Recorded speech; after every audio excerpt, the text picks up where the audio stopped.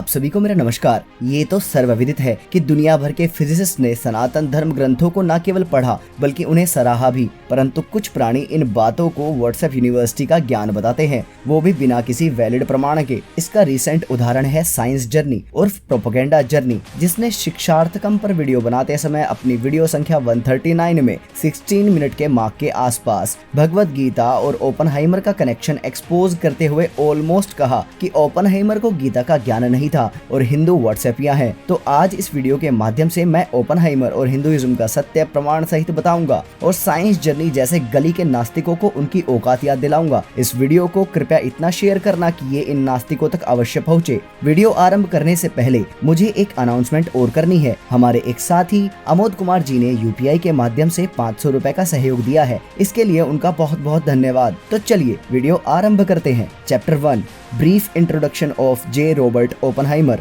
Robert Oppenheimer एक प्रसिद्ध atomic physicist थे जिन्हें फादर ऑफ एटॉमिक बॉम्ब कहा जाता है। वे मैनहट्टन प्रोजेक्ट के डायरेक्टर थे जिसमें पहला एटॉमिक बॉम्ब बनाया गया था।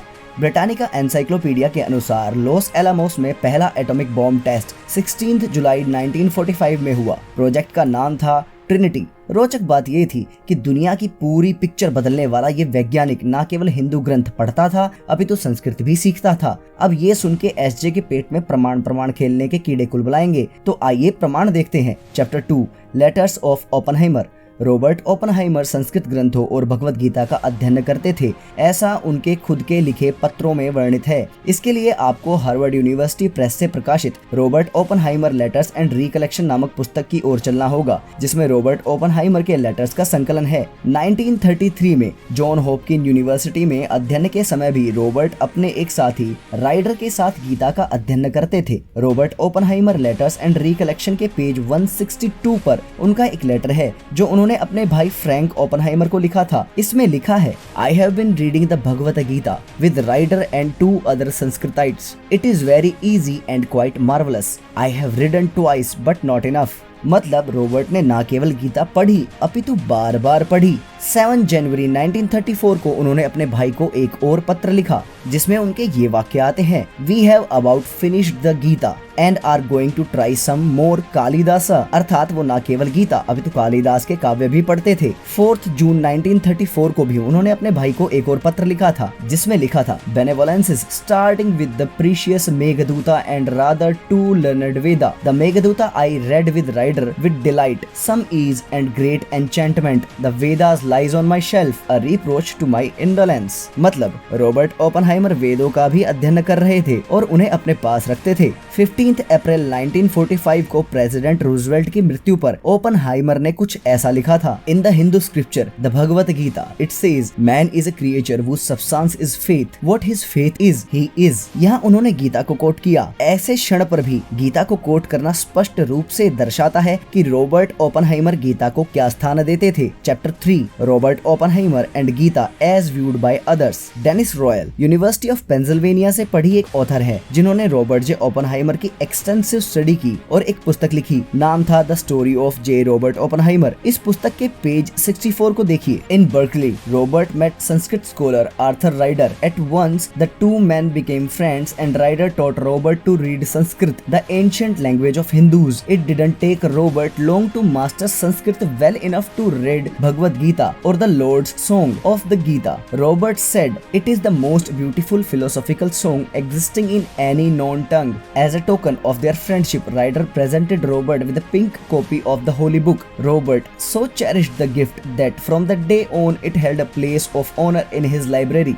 Robert thought the Bhagavad Gita so beautiful that he often gave friends translated copies as gifts. अर्थात रॉबर्ट ओपनहाइमर ने ठीक ठाक संस्कृत सीखी थी। गीता उनके लिए विश्व का सबसे सुंदर फिलोसॉफिकल गीत था और वो गीता अपने प्रियजनों में बांटते थे। इसी पुस्तक के पेज 123 पर लिखा है, When the blue violet vanished, leaving an outline of grey smoke splashed with the yellow of the morning sun, Robert Oppenheimer remembered another line from the Bhagavad Gita, I am become death, the shatterer of worlds.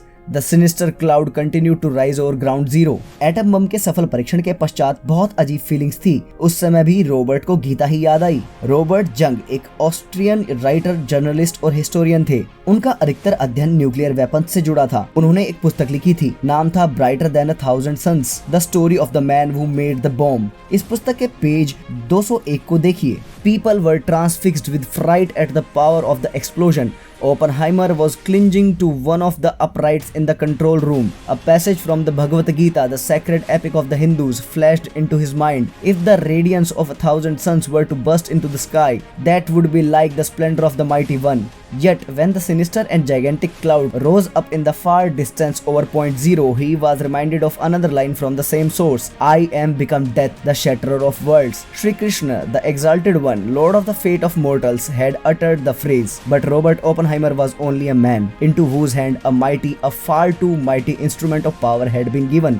ये तो secondary sources है ना, तो नकली नास्तिक बोम्बा बोम करेंगे। तो चलिए ऑफिशियल रिकॉर्ड देखते हैं। Chapter 4, Robert Oppenheimer and Gita, the official record. अब जो आप देख रहे हैं वो OSTI.gov वेबसाइट है, जो यूएस डिपार्टमेंट ऑफ एनर्जी द्वारा मेंटेन्ड है। और OSTI का अर्थ है office of scientific and technical information. यहाँ आपको मैनहट्टन प्रोजेक्ट का पूरा लेखा जोखा मिलेगा। एटम बम के सफल परीक्षण के बाद वहाँ अलग अलग लोगों की अलग अलग प्रतिक्रियाएं थी। कुछ खुश थे तो कुछ खामोश। यहाँ ध्यान दीजिए। Soon, shock and euphoria gave way to more sober reflections. Rabi reported that after the initial euphoria, a chill soon set in those present. The test director Kenneth Benbridge called the explosion a foul and awesome display and remarked to Oppenheimer, "Now we are all sons of bitches." Expression of horror and remorse are especially common in the later writings of those who were present.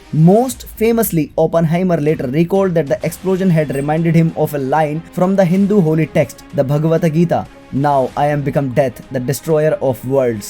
The terrifying destructive power of atomic weapon and the uses to which they might put were to haunt many of the Manhattan Project scientists for the remainder of their lives. अर्थात ऐसे महत्वपूर्ण, दुखद और भयावह क्षण पर भी Oppenheimer को गीता याद आई। तो सोचिए उन पर गीता का क्या प्रभाव रहा होगा। तो अब आप बताइए, व्हाट्सएप या कौन है, हम या गली के नास्तिक?